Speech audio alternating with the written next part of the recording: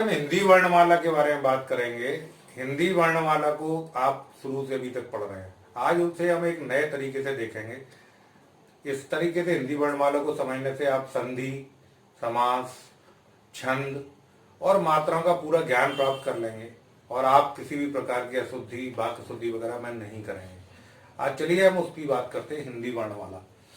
हिंदी वर्णमाला में आप सभी लोग जानते हैं कि हिंदी वर्णमाला में कुल 52 अक्षर होते हैं, 52 अक्षर होते हैं।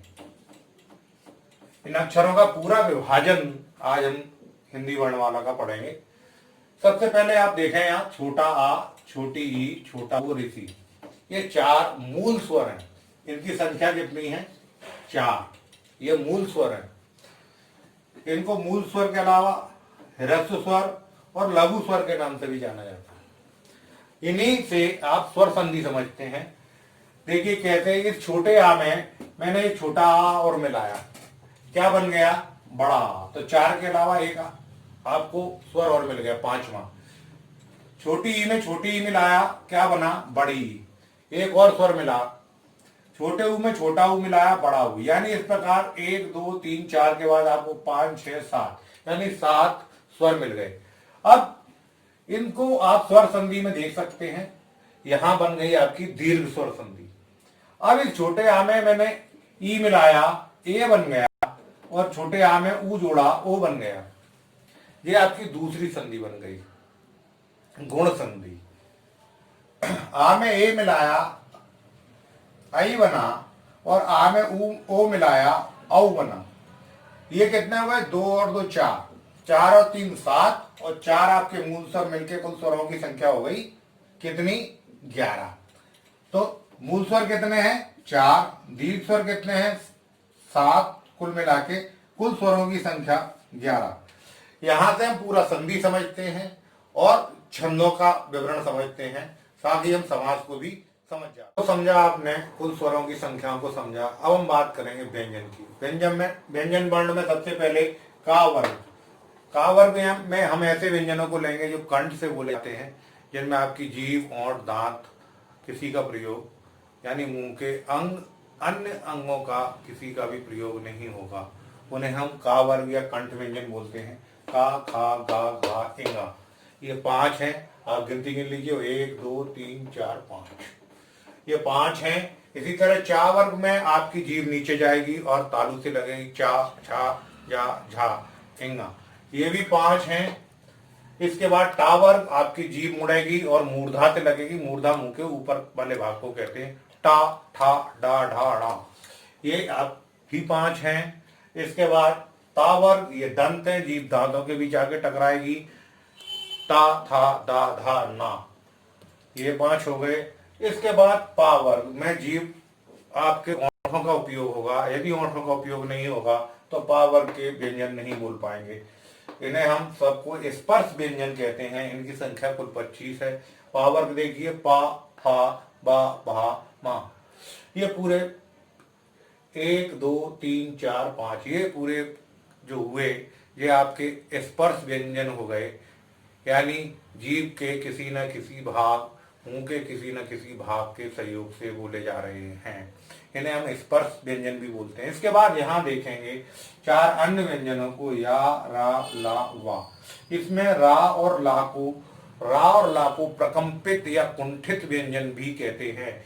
इसी तरह या को अर्ध व्यंजन भी कहा जाता है। ये 4 हैं संख्या में। इसके बाद शा, शा, सा, हा, ये भी संख्या में 4 हैं। इन्हें हम अंतस्थ व्यंजन भी बोलते हैं, उन्हें मूषण व्यंजन भी बोलते हैं। तो 25 यानी 25 तो ये हो गए, और 4 आपके 8 ये हो गए। इसके बाद 4 आपके संयुक्त व्यंजन हैं।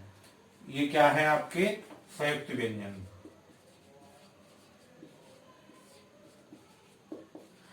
अभी आगे आप इस वर्णमाला के बाद संयुक्त व्यंजनों का बनने का क्रम देखेंगे कि कैसे बनते हैं।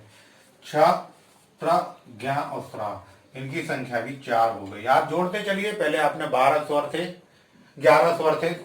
11 स्वर के बाद 25 स्पर्श व्यंजन हो गए।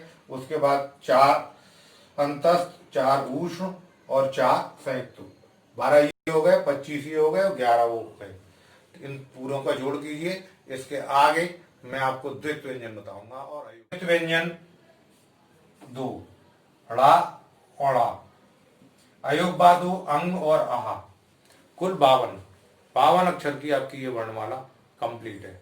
अब यहां कुछ समस्याएं आती हैं जिन्हें आप समझें, जो आप एक जैसे समझते हैं और उनमें अंतर होता है, इसलिए वर्णमाला आपको सीखनी पड़ेगी और इसी से आप अपने संधियां, समास, छंद इनको बहुत अच्छी तरीके से समझ पाएंगे। विशेष तौर पर मात्रिक, छंद और संधि को समझने में बहुत जरूरी है।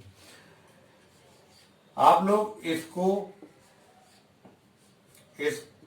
और इसको, ये तीनों अलग अलग है। ये डा डमरू है, ये इंगा है और ये ड़ा है। इन तीनों को एक ही समझ के प्रयोग कर देते हैं। इससे कोई भी शब्द प्रारंभ नहीं होता। ये द्वित व्यंजन है, ये रहा, इससे कोई शब्द प्रारंभ नहीं होता। एक शब्द लिख रहा हूं, सड़क। ये डा है, डलिया वाला, डमरू। और ये इंगा है, जो लगाई नहीं जाती है, जैसे लिखते हैं बांग में। ये तीनों अलग अलग हो गए, इनको आपको समझना है। दूसरी चीज, दूसरा द्वित व्यंजन, इसमें भी आप लोग गलती करते हैं, डा ढक्कन में और ड़ा में। मैंने कहा कोई भी द्वित व्यंजन यानी इससे और इससे कोई भी शब्द प्रारंभ नहीं होता, स्टार्ट नहीं होता। ये देखिए बूढ़ा, यानी द्वित व्यंजन या तो शब्द के बीच में आ रहा है या शब्द के आखिरी में आ रहा है। ये आप ढा ढक्कन का जानते हैं। ये आपकी पूरी वर्णमाला है, इसे अच्छी तरह आप कंठस्थ कर लें। उनकी गिनती करते हैं। 25 आपने स्पर्श व्यंजन देख लिए हैं, 11 मूल स्वर आप देख चुके हैं, 4 आपने अंतस्थ व्यंजन देखे, 4 उष्ण व्यंजन देखे हैं, 4 संयुक्त व्यंजन देखे हैं, 2 द्वित व्यंजन आप देख चुके हैं, और 2 द्वित व्यंजन के बाद 2 आपने अयोगवा देखे। इनकी गिनती आप मिलाएंगे, ये 52 होते हैं। इस तरह हिंदी वर्णमाला में 52 व्यंजन होते हैं। ये पूरी गिनती आपके सामने है। ये स्वर, ये अंतस्थ, ये उष्ण, ये संयुक्त, ये द्वित, ये अयोगवा।